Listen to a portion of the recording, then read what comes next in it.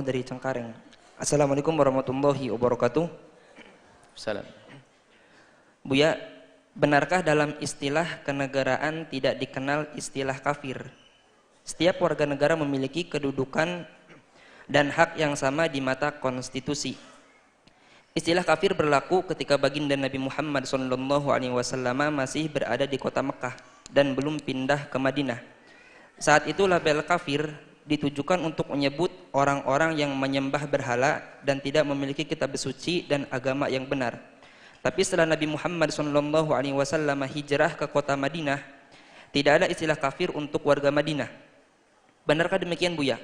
Sehingga hanya ada muslim dan non-muslim. Tidak ada istilah kafir untuk orang yang di luar Islam.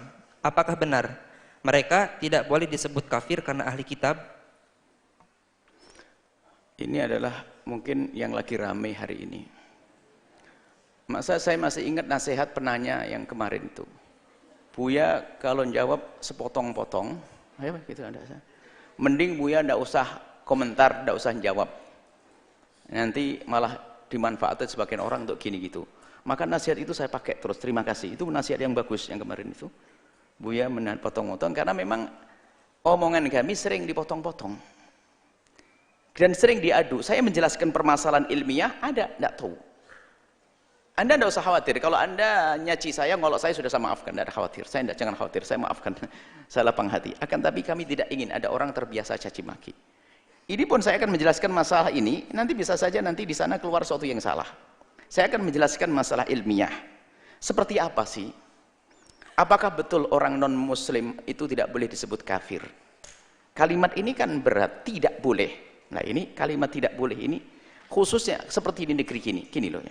Kita akan menjelaskan. Yang pertama, bahwa orang Yahudi dan Nasrani non-muslim itu, jadi dari segi bahasa Arabnya orang Yahudi dan Nasrani itu disebut dalam Al-Quran istilah kafir. Jadi bukan orang Yahudi dan Nasrani mereka tidak boleh disebut kafir karena Yahudi, ini kalimat salah.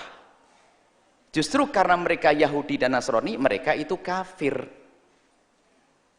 Saudaraku yang Nasrani, yang Yahudi dan Hindu Buddha, tolong dengar. Ini adalah kalimat istimewa buat Anda nanti.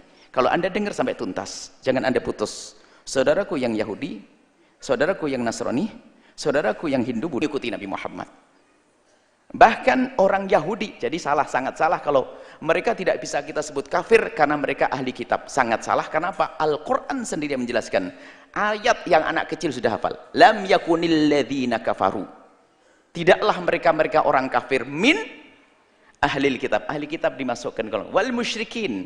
Jadi orang kafir ada ahli kitab, ada orang musyrik, namanya kafaru, orang-orang kafir. Nah ini jadi kalau mereka tidak disebut kafir, nggak boleh disebut kafir, sangat salah. Karena mereka dalam Al-Quran ada istilah kafir, sudah apa? Cuman yang perlu kami jelaskan makna kafir, saudaraku yang Yahudi, yang Nasrani, yang Hindu Buddha. Anda harus tahu makna kafir di sini. Kafir dalam istilah bahasa memang ghatta, menutup. Kutub, ghattal laila. Yani kafarul laila, menutup malam. Gelap. Ghatta, menutup. Cuman dalam istilah agama kita, agama Islam, kafir itu adalah orang yang tidak menerima Islam dan tidak menerima Nabi Muhammad. Itu maka namanya kafir dalam bahasa Arab. Istilah bahasa Jawa ini terserah. Bahasa Indonesianya non-muslim, oke. Tapi bahasa Arabnya adalah kafir. Jadi kafir itu artinya adalah orang yang tidak menerima Nabi Muhammad. Dan orang yang tidak menerima Islam, itulah kafir. Jadi bukan mencaci, di sini nggak ada bahasa cacian.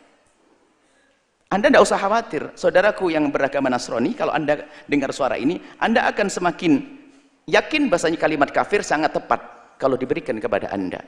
Orang Hindu pun sangat tepat kalau diberikan untuk Anda. Kenapa? Kafir itu adalah orang yang tidak menerima Nabi Muhammad, tidak mengakui Nabi Muhammad, tidak mengakui Islam sebagai agama yang benar. Kalau mengakui, namanya Muslim nanti, mukmin. Nah, kalau Anda paham makna ini, orang Yahudi, Anda orang Buddha, Anda orang Nasrani di hadapan saya. Apakah mau Anda saya katakan Anda tidak kafir? Kalau Anda tahu makna kafir. Bahkan makna kafir atau musyrik. Musyrik kafir. Musyrik adalah mengakui Tuhan selain Allah, menyekutukan Allah. Sekarang Anda orang Buddha punya Tuhan selain Tuhan Allah, mengakui Tuhan selain Allah. Anda pun tidak akan terima kalau kami mengatakan Anda tidak mengakui Tuhan selain Allah. Tuhanmu adalah Allah. Anda tidak akan mau, wahai orang Buddha, karena Anda tidak mengakui Tuhan Allah. Maka di saat Anda disebut musyrik, artinya apa? Anda mengakui Tuhan selain Allah. Waktu kami mengatakan Anda musyrik, Anda mengakui Tuhan selain Allah. Jadi sebenarnya ini adalah penegasan kepada Anda, kalau Anda mengakui Tuhan selain Tuhan Allah. Maka kalau kalimat mengatakan seorang Hindu dibilang kafir nggak boleh, kalau seorang Hindu atau Nasrani, seorang Yahudi dibilang kafir tidak boleh, berarti kebalikannya dong. Berarti mereka bukan kafir. Artinya begini, kalau seorang Hindu tidak boleh dikatakan kafir, berarti kebalikan kafir. Lah kafir itu maknanya apa? Mereka tidak mengakui Nabi Muhammad. Kebalikannya apa? Mengakui Nabi Muhammad. Mereka pun tidak mau kalau dikatakan mereka mengakui Nabi Muhammad. Ini coba berpikir sejenak. Sebenarnya permasalahannya kompleks, tidak tahu tujuannya apa, kita tidak ngerti, tapi kami husnudon kepada semuanya tujuannya baik. Yang ingin menggunakan kalimat non-muslim, insya Allah tujuannya baik. Cuman kami ingin menjelaskan karena apa? Ada sangkut pautnya dengan istilah di dalam Al-Quran, supaya jangan sampai orang di luar Islam nanti lalu kembali ke Al-Quran, loh ini kok Al-Quran ada kafirnya, ini nggak benar, ini hadis Nabi nggak benar. Kami tidak ingin orang di luar Islam. Kalau orang Islam mudah memahami, karena non-muslim itu bahasa Indonesia, bahasa Arabnya tetap kafir. Nah, jadi Anda yang bertuhan selain Allah itu adalah kafir. Karena apa? Anda bertuhan selain Allah, atau bahkan musyrik karena Anda mengakui Tuhan selain Allah. Wahai saudaraku, satu bangsa, satu tanah air. Jadi kalau kami Anda gelari kafir, itu artinya Anda tidak menerima Nabi saya. Benar atau tidak? Atau Anda saya katakan Anda tidak kafir, artinya apa? Anda menyakui Nabi saya. Nggak bisa. Maka di saat kami katakan Anda kafir, dalam bahasa ini, dalam definisi umat Islam, karena Anda tidak menerima agama Nabi Muhammad, Anda tidak menerima Nabi Muhammad. Dan itu benar dalam kenyataannya, Anda memang tidak menerima Nabi Muhammad. Maka Anda kafir, sebab kafir di sini tidak menerima agama Nabi Muhammad, tidak menerima Nabi Muhammad. Bukan cacian buat Anda. Sehingga dalam Al-Quran ada kul ya ayyuhal kafirun, itu adalah memang fatrah Makkiyah itu di Mekah. Kemudian di Madinah pun istilah tetap ada. Istilah kafir tetap disebut oleh Rasulullah SAW. Kenapa kami jelaskan seperti ini? Karena apa? Ini ada istilah di dalam Al-Quran. Dan Al-Quran berlaku di negeri apapun. Di negeri kafir, di negeri Islam, di negeri perang, tetap berlaku agama Nabi Muhammad dan istilah Al-Quran. Supaya kita ingin, jangan bikin keraguan-keraguan umat ini. Jadi, makna kafir adalah yang tidak menerima Islam dan tidak menerima Nabi Muhammad. Maka siapapun yang tidak menerima Islam, menerima Nabi Muhammad, maka kita sebut dengan istilah kafir. Itu sangat sesuai, bahkan mengukuhkan ini akidahnya dia, bahasanya kamu memang tidak mengakui Nabi Muhammad. Lalu bagaimana? Ya dengan agamamu, lakum dinukum waliyatin. Yang mengakui Tuhan ini urusanmu. Maka gelarmu karena tidak menerima Nabi Muhammad adalah gelar. Bahkan Anda pun, hai orang Buddha, orang Hindu, Anda bakal tidak senang kalau kami katakan Anda adalah orang yang mengakui Nabi Muhammad, Anda tidak terima. Tolong, ini masalah istilah kafir ya, supaya kita jangan gampang panas deh. Jadi apalagi ini, kenapa kok kami membela? Bukan membela, kami menjelaskan karena ini ada sangkut pautnya dengan istilah di dalam Al-Quran. Seperti sebelumnya, sesuatu yang pernah diucapkan Nabi kita bela. Kemudian ini masalah kafir. Jelas, saudaraku yang Nasrani, Anda kafir menurut kami, maknanya apa? Anda tidak menerima Nabi Muhammad. Betul atau tidak? Apakah Anda harus kami katakan Anda harus menerima Nabi Muhammad? Kan tidak. Justru waktu kami mengatakan Anda kafir, ini pembeda. Faminhum man aman wa minhum man kafar. Anda kafir artinya Anda tidak menerima agama Nabi Muhammad sebagai agama. Maka namanya kafir. Adapun Anda terjemahkan dalam bahasa Indonesia, terserah. Non-Muslim juga boleh. Tapi bukan berarti tidak boleh kita menyebut kafir. Non-Muslim. Baik, kemudian kita ini, kenapa kok kami tegaskan semacam ini? Yaitu tadi, kami menekankan khawatir nanti. Yang ditakutkan nanti orang yang selama ini sudah biasa dengan istilah menyebut orang non-Muslim kafir, dan tidak ada masalah gara-gara ada kalimat semacam ini, sehingga menyalahkan semuanya yang selama ini kalimat kafir yang ada di kitab referensi kitab dahulu. Berarti ini salah. Yang benar ini. Lah. Padahal tujuannya yang ingin menyebut orang kafir non muslim bukan tujuan salah untuk membuat keindahan di dalam masyarakat. Tapi jangan mengatakan tidak boleh menyebut kafir. Anda menyebut non muslim sebagai adab Anda, oke. Tapi makna kafir adalah non muslim itu sendiri. Bahkan ada yang sebagian ini pernah kita dibahas juga di sini mungkin beberapa tahun yang lalu, masalah istilah kafir. Karena ada seorang alim di mana ditanya, kenapa kalau saya masih disebut kafir? Ada satu negeri, kita jelaskan juga masalah kafir. Ada orang mencoba menukil dari kitab-kitab seperti dari Furu' Syafi'iyah, Kanzud Daqaiq, Syarah Kanzud Daqaiq, Bahrul Ra'iq misalnya, ada satu kitab madhab Hanafi. Di situ memang disebutkan kalimat begini misalnya. Termasuk ini bab syata'im, bab syatem. Kalau mencaci orang itu adalah dosa. Di situ diantaranya adalah lau qala lil yahudiyyin aw majusiyin, kalau orang berkata kepada orang Yahudi atau Majusi, ya kafir, hei kafir, ya'tham, dosa, in syaqqa alaihi, jika orang itu merasa tidak nyaman. Jadi ini adalah bahasa kafir kita ungkapkan dalam irama syatam, mencaci. Ini sebagian ada orang mengambil ini potongan, ini bukan hadis Nabi, perkataan ulama dari madhab Hanafi. Potongan ini untuk pembenar dari apa yang mereka katakan. Tapi kalimat selanjutnya tidak. Ini sebenarnya dalam irama syatam, caci maki, irama oloan. Mengolok nggak boleh. Kalau Anda mengatakan ya kafir dengan irama oloan nggak boleh. Bahkan kalau lanjutkan, kalau dalam kitab tersebut lanjutkan ke bawah, bukan saya nyebut kafir, orang Yahudi kalau Anda sebut Yahudi dengan bahasa sebutkan, oh ya Yahudi, nggak boleh juga. Biarpun dia orang Yahudi. Yang nggak boleh adalah bahasa dengan cara syatem. Jadi bukan ya kafir saja, menyebut ya Yahudi juga nggak boleh. Kalau dipanjangkan ya Nasrani juga nggak boleh. Kalau dalam irama mencaci, itu kan babnya mencaci. Insyaqqa alaihi. Ayo kita jujur wahai ahli iman. Anda boleh memotong perkataan ulama, tapi ketahuilah, Anda harus membaca secara jelas ulama itu mengatakan demikian itu dalam irama apa. Dalam irama menghindarkan kita dari bahasa caci. Biarpun kalimat non muslim, kalau Anda gunakan bahasa caci, Anda tidak boleh dosa. Misalnya, hei non muslim minggir, non muslim. Loh, biarpun kalimatnya non muslim juga jadi caci, nggak enak. Non muslim. Loh, nggak enak. Sama sebetulnya. Kenapa kok kami agak sedikit tegas dalam hal ini? Ada istilah Al-Quran, faminhum man amana, minhum kafar. Dalam Al-Quran, sudah di dalam referensi. Jadi kami yakin kalau orang Yahudi, Nasrani, Hindu, Buddha dengar omongan kami, dia tidak akan marah. Dalam negara kita lihat, Anda hidup bersama kami, bersama kaum muslimin wajib. Bahkan Nabi mengancam, man qatala rajulan min ahli dhimmati.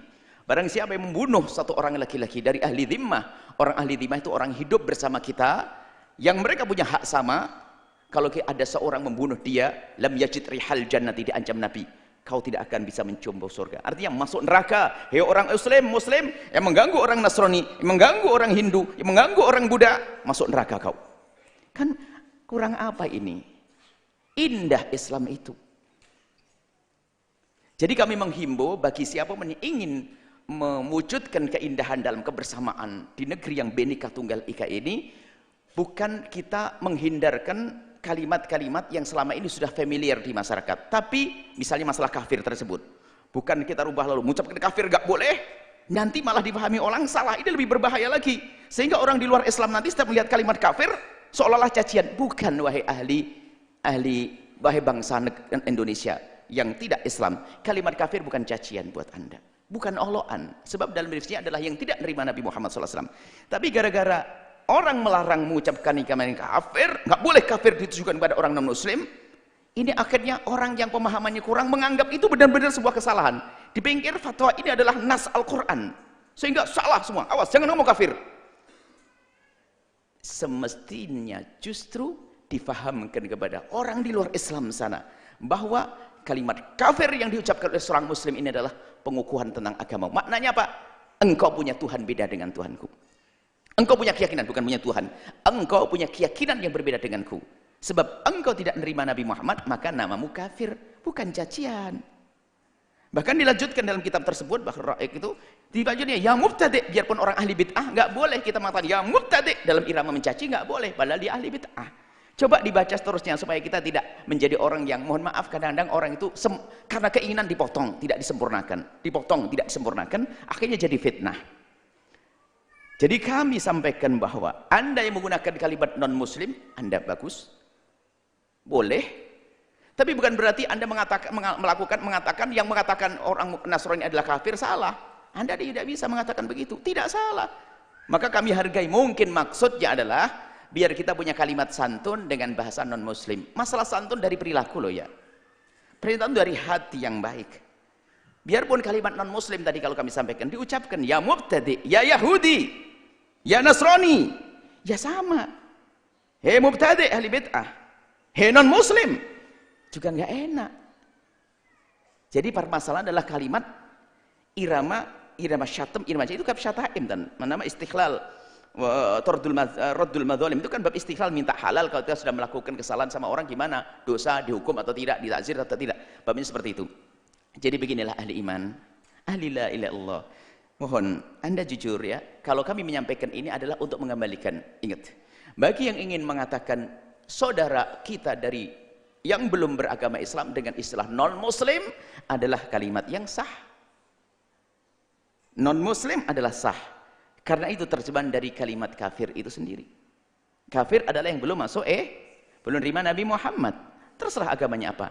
Tapi bukan berarti yang mengatakan orang Yahudi kafir itu adalah salah. Jelas? Dua-duanya adalah bisa dipakai. Anda boleh mengatakan non-muslim, Anda bisa mengatakan kafir. Dan kami tegaskan lagi bahwa bagi saudaraku yang non-muslim atau yang Yahudi dan Nasrani, Anda non-muslim, Yahudi dan Nasrani, Anda harus paham kalimat kafir yang kami sampaikan. Kafir artinya apa? Semua orang yang tidak menerima Nabi Muhammad adalah namanya kafir dalam bahasa Arab. Cuman kalimat itu biarpun baik, kalau sudah diungkapkan dalam kalimat emosi, namanya jadi caci maki. Anda tahu bemo? Kalau kamu sama orang dasar bemo, marah. Bemo, udah biasa. Bemo, padahal cuma bemo. Apa sih urusannya? Gedok tahu? Kalau Anda sama gedok kok marah? Oh gedok, padahal gedok.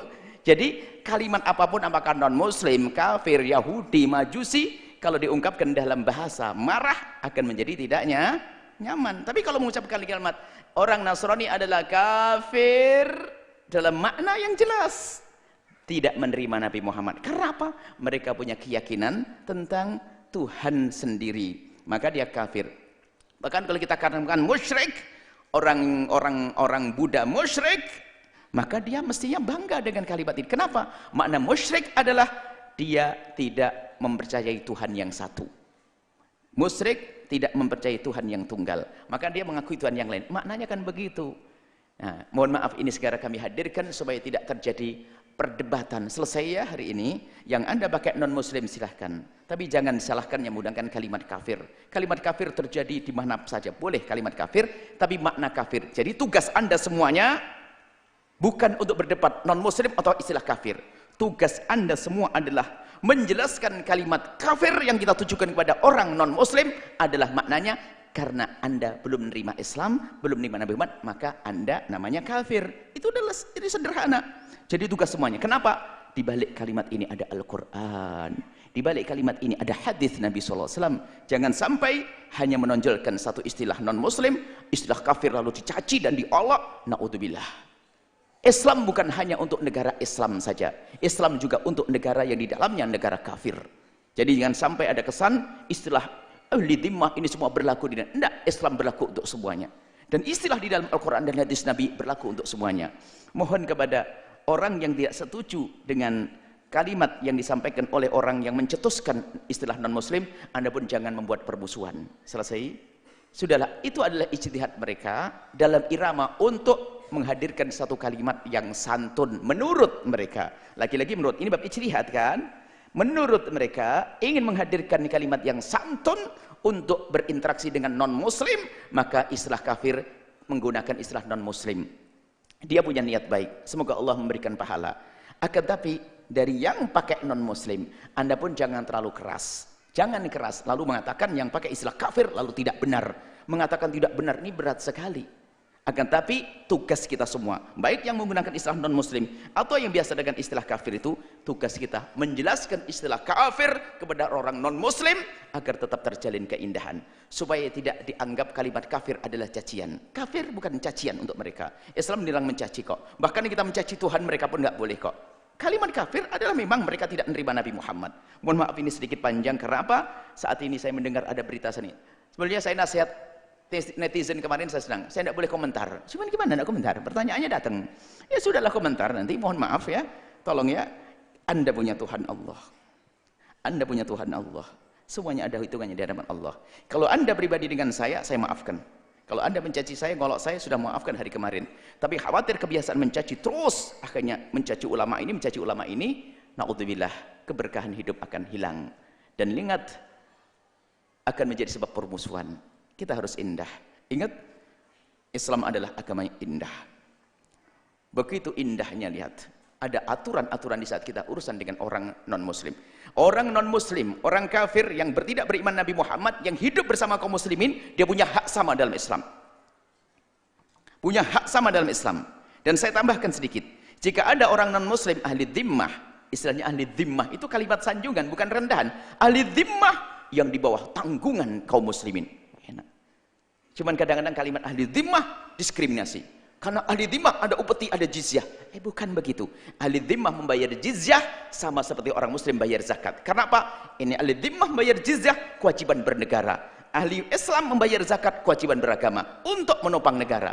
Bahkan ada kelebihannya. Kalau zakat, seorang hakim, seorang sultan, seorang khalifah, zakat tidak bisa dibatalkan. Misalnya, Pak Haji, hari ini zakatmu separuh saja, nggak boleh. Tapi untuk ahli dhimmah urusan jizyah, ternyata seorang khalifah bisa mengatakan, kamu tidak usah bayar. Jadi jizyah boleh digugurkan, tapi kalau zakat tidak. Lebih mudah urusan jizyah. Jizyah adalah kewajiban dalam bernegara.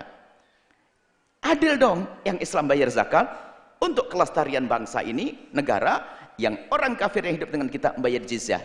Kadang-kadang kalimat jizyah ini, beti, kami harus dieret, kami ditindas. Oh tidak. Bahkan kalau memang dalam keadaan tertentu, Anda bisa dibebaskan dari itu. Dan yang fakir tidak wajib membayar. Anda dengar, wahai orang yang di luar Islam, Islam itu indah. Ayo kita berdampingan. Ayo kita makan bareng. Jangan caci maki. Nah, mohon maaf sengaja kami jelaskan begini. Sebab apa? Pemahaman yang salah tentang ini, yang seolah-olah mengucapkan kafir salah, ini kalau sudah difahami orang non-muslim, akan terjadi permusuhan sangat besar antara umat Islam dan orang Nasrani dan Yahudi. Dan Yahuda dan Hindu yang tidak punya wawasan akan mengatakan, oh jadi selama ini saya dicaci terus, dibilang kafir. Akhirnya apa? Tujuannya untuk meredamkan negara ini, malah membuat permusuhan di dalam negara ini. Maka yang paling tepat bagi kita adalah menjelaskan kalimat kafir seperti yang kami sampaikan. Semoga Allah mengampuni kami, dan semua diampuni oleh Allah Subhanahu wa taala, dan Allah menjadikan negeri ini indah, damai, saling mencintai karena Allah Subhanahu wa taala. Wallahu a'lam bishawab.